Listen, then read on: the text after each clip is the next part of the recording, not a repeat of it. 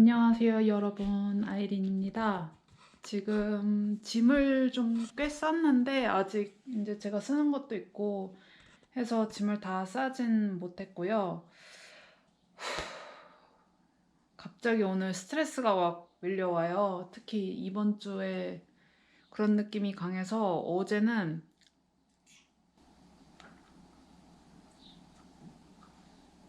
턱이 잘 벌어지질 않아요.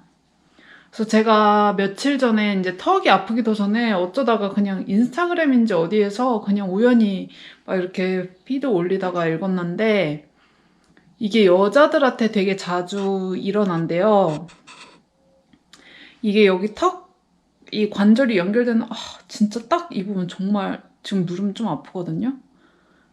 근데 여기가 갑자기 막 이렇게 아픈 거예요. 근데 제가 이렇게 뭐 입을 크게 벌릴 일이 없어가지고 잘 몰랐는데 손가락 3개가 잘 들어가지 않으면 이게 문제가 있는 거라고 하더라고요. 근데 이거는 또 치과가 아니고 무슨 구강 무슨 과에 가야 된다고 하는데 제가 오스트리아에서 구강 어쩌고 학과가 있는 그게 뭔지도 모르겠고 한국어로도 잘 모르겠는데 여기서 가려니까 좀 그렇긴 한데 제가 며칠 후에 안 그래도 치과 예약이 잡혀 있어요. 제가 임플란트를 하는 중이라서 치과 예약이 잡혀 있고 혹시 모르니까 일단 거기 가서 물어보려고 합니다. 근데 이게 스트레스성이라고는 하는데 이게 무슨 약이 따로 있는 건지 뭔지도 잘 모르겠더라고요. 인터넷에 잘 안 나와 있어서 일단은 치과에 가서 물어보려고 하고 어제는 좀 살짝 억지로 벌리려고 하니까 너무 아픈 거예요.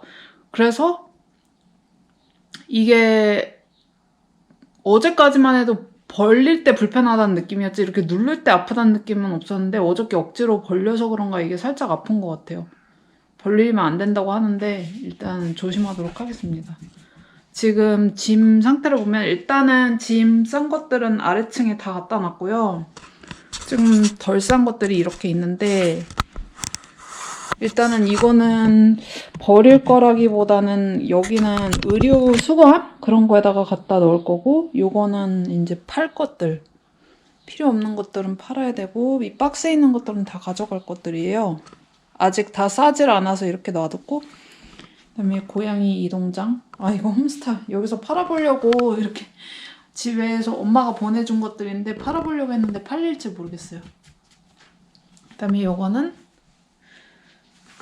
엄청 큰 백인데 셀피라는 옷을 이제 원래 입던 거를 그 웹사이트에서 파는 거예요. 그래서 뭐 그냥 진짜 자라 같은 싼 옷도 상태만 괜찮으면 얼마든지 팔 수 있고 뭐 비싼 옷들도 팔 수 있고 이래가지고 어제는 그런 옷들을 다 여기다가 이렇게 집어넣습니다. 제가 한번 해봤거든요. 근데 자라나 이런 옷들 있잖아요. H&M, 자라 막 싼 옷들 이런 옷들 중에 제가 거의 입지 않은 옷들을 보냈어요. 산 옷들 중에 안 입고 그냥 쌓아둔 옷들도 있잖아요. 제가 옷이 많은 편은 아닌데 그래도 안 입고 쌓아둬가지고 있으니까 그냥 좀 그래가지고 그때 다 팔았는데 이 양보다 적었는데도 제가 20유로 정도를 그때 받았어요. 거의 다 팔리기도 했고 이게 뭐 정해진 기간 동안 팔리질 않으면은 기부를 하는 형식으로 되어 있어서 괜찮은 것 같아요. 근데 이번에는 뭐 자라 H&M 이런 것도 물론 들어가 있지만 제가 외투 샀던 것 중에 별로 좋아하지 않는 거 그리고 이렇게 약간 스크래치도 났긴 났어요. 그런데다가 상태도 다 거의 새 거라서 어떨지 모르겠지만 한번 일단 보내보려고 합니다. 좋은 거 같아요. 옷 같은 거 안 입는 게 있으면. 또 지금 약간 난장판이긴 한데 여기가 옷이 여기가 원래 엄청 꽉 차 있었어요. 근데 지금 제 옷은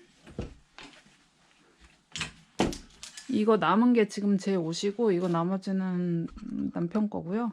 지금 이 책장도 다 비워져서 제 거는 이제 거의 남아있지 않은 상태입니다. 그리고 이제 남편이 원래는 저희가 2주 전에 일을 하러 갔는데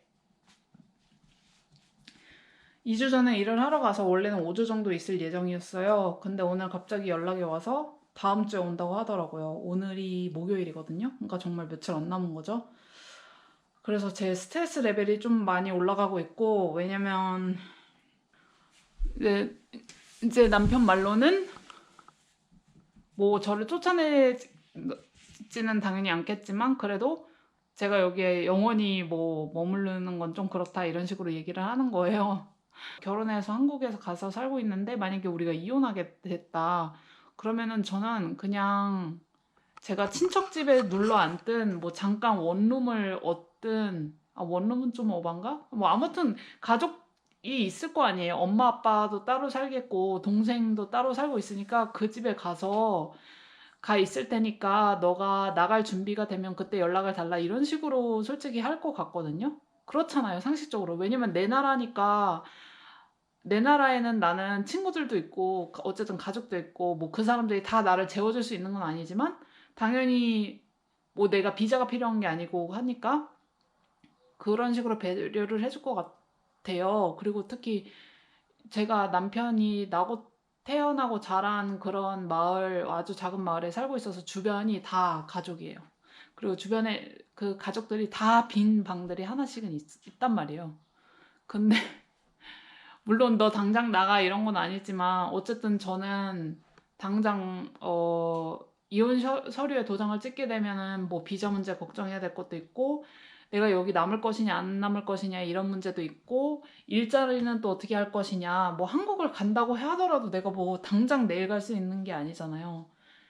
이런 그런 것들을 생각해서 본인이 정말 나를 생각해 준다면 남편은 저한테 되게 뭔가 미안한 마음? 약간 그런 게 되게 큰 것 같아요. 근데 저는 안 그렇거든요. 왜냐면 저는 이 상황에서 제가 떠나면은 저는 저만 손해보는 거예요, 솔직히. 근데 이런 상황이 너무 싫은 거예요. 그리고 그런 점에 대해서 좀 뭔가 이해해주면은 상관이 없는데 그런 것도 없어. 그냥 되게 다 형식적인 생각이 들었고 내가 왜 이때까지 이 결정을 하고 나서 제일 후회한 점은 내가 왜 이제야 이걸 결정했나 이거고 두 번째는 네, 왜 좀 더 빨리 결정하지 못했나 이런 생각이 들었던 게 그게 또 가장 슬펐어요. 네, 뭐 이 영상을 올리게 될지 안 올리게 될지는 잘 모르겠지만 어쨌든 그렇습니다. 그래서 지금 좀 스트레스를 받아서 명상이라도 해야겠다. 저 명상 안 하거든요, 원래 잘. 명상이라도 해봐야겠다 싶어서 지금 뭐 유튜브에서 명상을 해볼 예정입니다.